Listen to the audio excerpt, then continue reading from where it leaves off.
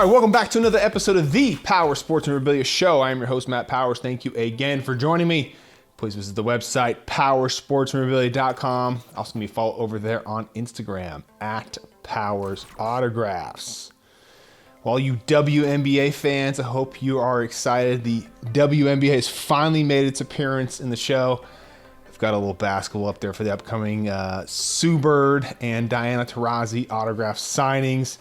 So you're welcome, I guess. So anyway, today's video is going to be kind of a fun one. I thought this would be kind of informative for a lot of you out there who are, not just collectors, but maybe you're also selling autographs on the side. And this video is going to be just for you. Today is going to be a step-by-step process on the easiest way to make money selling autographs. Now, I say easy because it's probably the easiest to understand, but it's not going to be easy. Okay, there's going to be a process to it. You're going to have to learn it and you're going to have to understand how it all works here. But essentially what we are doing is we are buying unauthenticated autographs and getting them authenticated. Oh, I know. It's so complicated. I know. This is just mind blown, right? But life is not complicated. Let's keep it simple, folks, all right? Now, it is going to take some work on your end, which I'm going to go through here in just a second, and it's going to take some knowledge that you're going to have to gain throughout the process here, but I'm going to walk you through it. It's not scary. It's very, very easy, all right? So, how do we do this, all right? Here are 5 tips to follow. All right, number 1, you want to start with cheap autographs. Yes, I know you want to go out there and buy that Michael Jordan or Kobe Bryant unauthenticated autograph and get it authenticated and make thousands of dollars, okay? Yes, you can definitely do that. I've done it, but it's gonna take a lot of work to be able to become familiar with Michael Jordan and Kobe Bryant's autograph because they are some of the most faked autographs out there.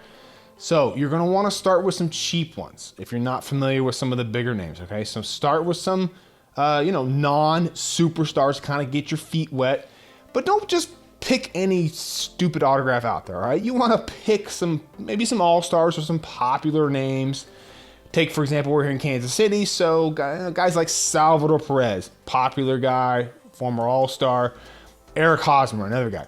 Former All-Star. He's actually having a pretty good year this year.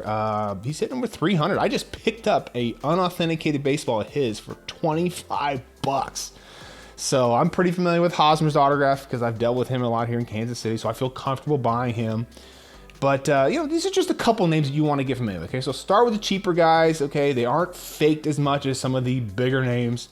And if you make a mistake, guess what? You're only out a couple bucks instead of being out thousands of dollars like a Kobe or a Michael Jordan autograph. All right, number 2, this is a no-brainer, but buy guys that are going to sell. All right, don't just buy any autograph. Find some underappreciated all-stars or guys that are popular players like we just talked about, okay? After all, you do need to sell these, okay? So how do you find a popular player? Well, it's pretty easy. When you see the name, you'll know, hey, listen, wow, this is going to be a guy that people know about, that people actually collect. So you can go through the all-star lists of each year for each league. That's a good way to start. I think Fanatics actually, and MLB, and in fact, all the leagues do this. They put out a list of all the popular jerseys that have been selling.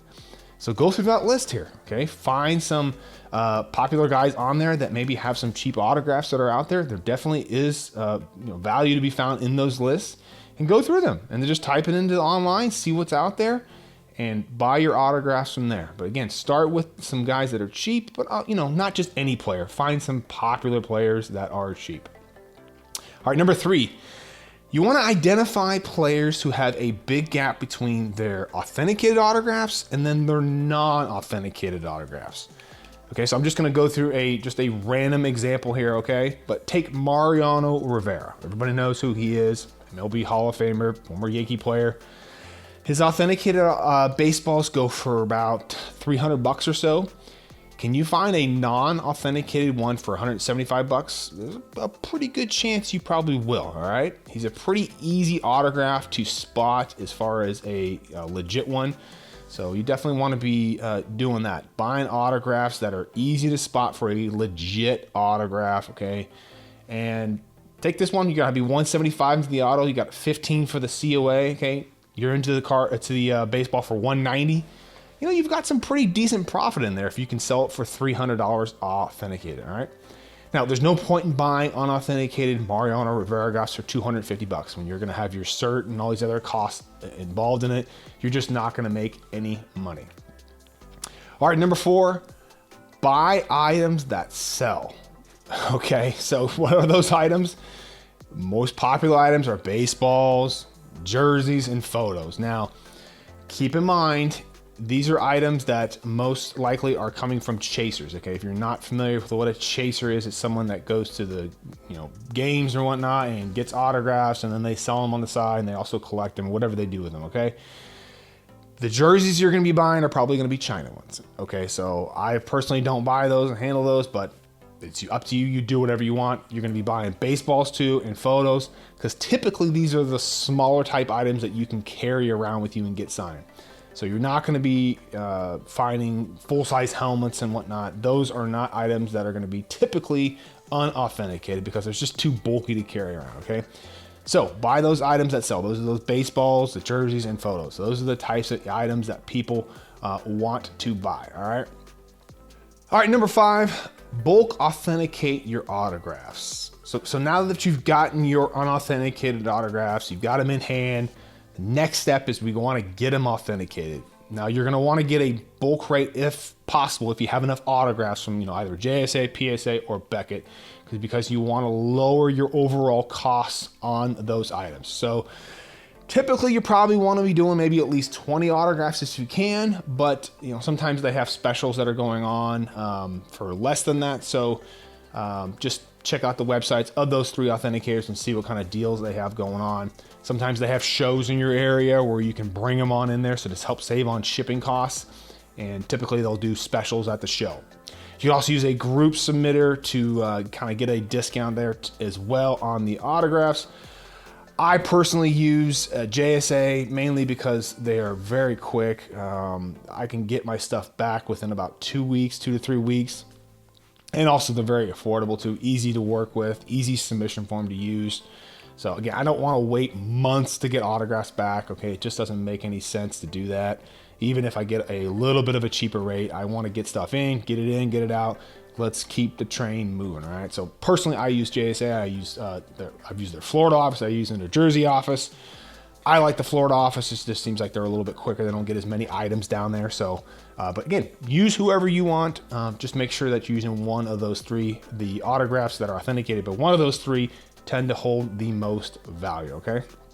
So after you get your items, authenticated, you get them back, everything looks good. It's time to sell your items. Ooh, the fun part here. Now you can pick any marketplace that you want to sell them at. There are tons out there to choose from.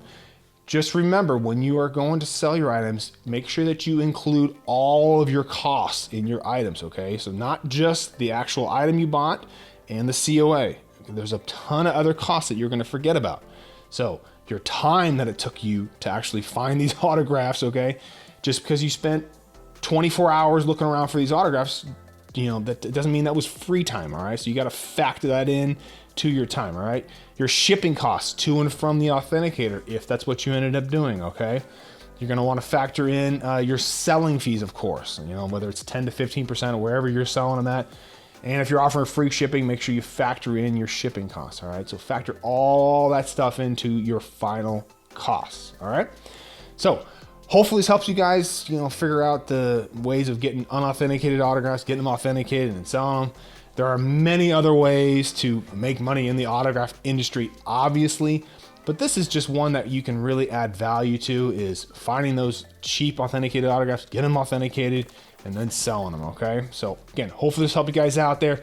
Don't forget to visit the website, powersportsmemorabilia.com. Also give me a follow over there on Instagram @PowersAutographs.